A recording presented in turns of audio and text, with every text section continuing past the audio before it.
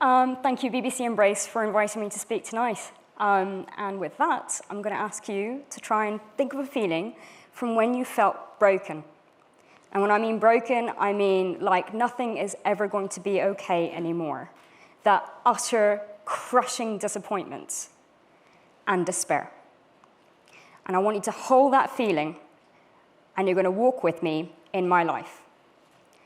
So, really easy childhood, really good parents that taught me, I was born with 1.5 arms, and my parents taught me that nothing's impossible, that it's ability that counts and not disability. And with that, I was a dancer as a child. I then went on to competitive swimming, and then as a 9-year-old, found the sport that I fell in love with, which was martial arts. Within about a year of starting martial arts, I became competitive, and as an 11-year-old, I went to my first regional comps.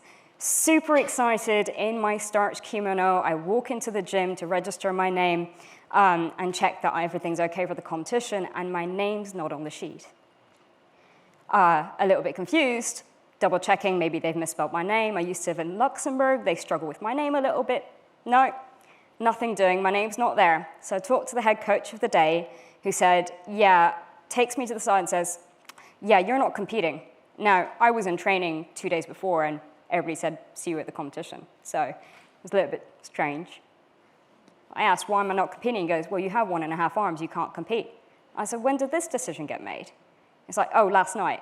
Okay, great. I'm a 12-year-old. I don't know what discrimination, I don't understand the word, but that clearly was it.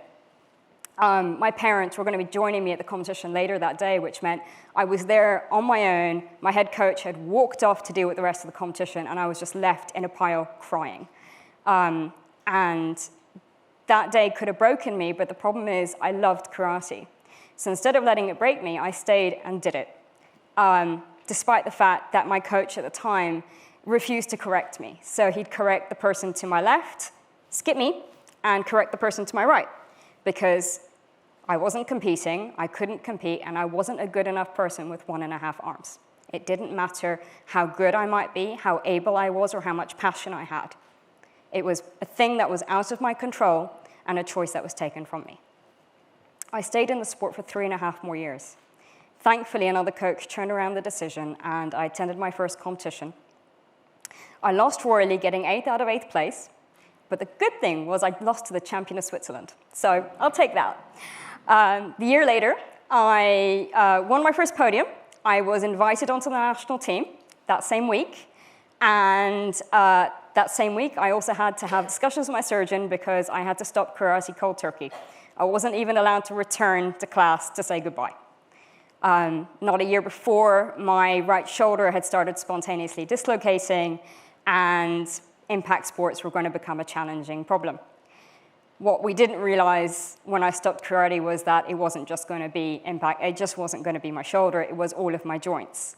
For some reason, my body had started failing me, and suddenly all of my joints were spontaneously dislocating out of position. Come 18, I was in surgery. Come 20, I was in surgery again. Each time, having a surgery, trying to recover, having another surgery. 21, apparently I had the back of an 80-year-old, according to one of my surgeons. 22, cancer. I had my diagnosis, and suddenly it wasn't just that I was fighting for the quality of my life, I was fighting for my life. The battle hadn't just become this thing of, oh my gosh, I can't walk that much anymore. No, it became, I don't know if I'm going to survive. And when you're placed into that type of situation, you don't think about what's happening to you, you just deal with it. So on came the treatment for the next 18 weeks or so, dealing with all that. I was in the middle of my master's at the time as well, so I was trying to manage all of that.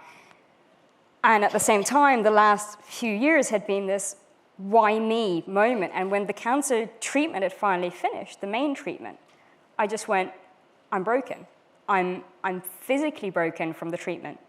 I'm emotionally broken from what the last few years had been. And that was 5 years of sort of surgery in, surgery out, surgery in, surgery out. And I tried so hard each time around to attempt to take control of what was going on with my life that by the time I finished treatment, I was done. I didn't want to get back up. I didn't want to try anymore. I'd gone from this person who could compete, who could run, who could do 80-kilometer hikes in the Pyrenees over a few days, to somebody who was struggling to walk 5 minutes without having to stop due to fatigue or pain. And the doctor said something to me then, which has stayed with me for the rest of my life. You always have a choice, no matter what cards you're given. And so, with that, and with their support, I got back into the gym.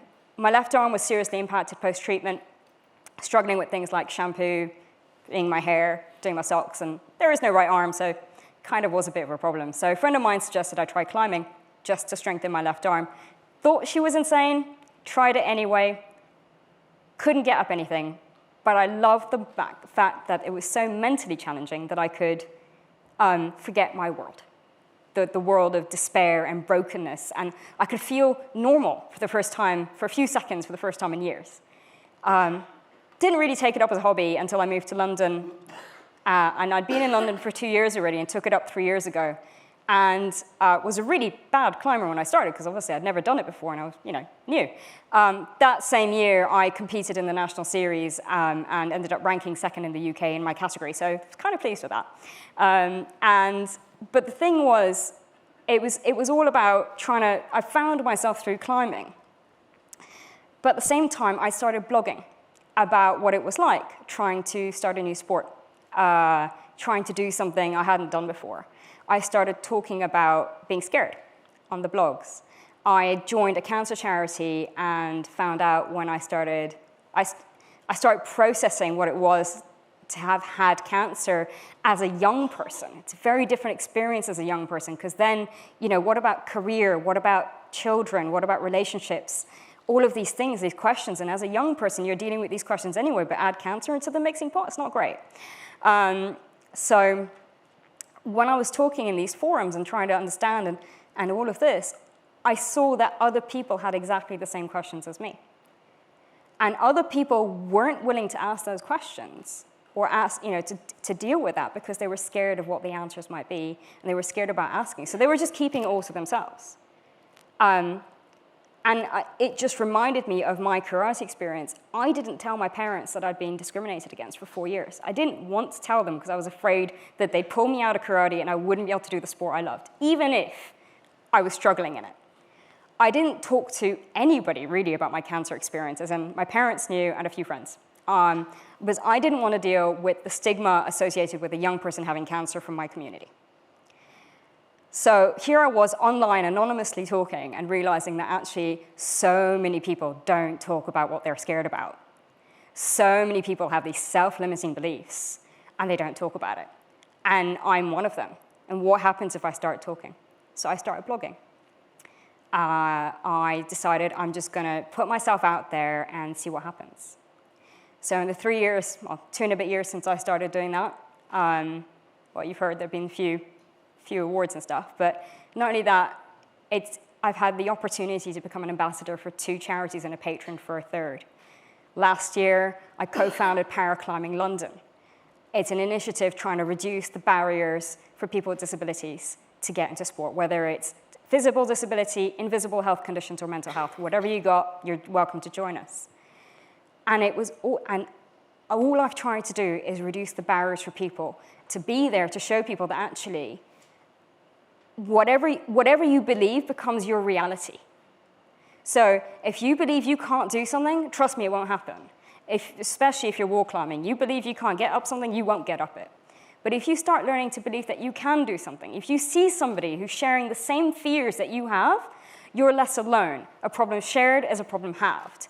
And that's what I do with my work. I just share my journey. I share the journey of somebody who's got chronic illness, who isn't, people see me as inspirational, but I'm not inspirational for getting to work. I'm inspirational because I try and change how people see themselves. And they see that, and they might go, okay, wait a minute, I might be able to also do something. And that's literally what my life has become. I live an absolutely ordinary life. I have a job that I love, I do sports that I love, and I do the odd bit of volunteering every now and again. It's an absolutely ordinary life. But the impact I'm having on others makes my life extraordinary. Thank you.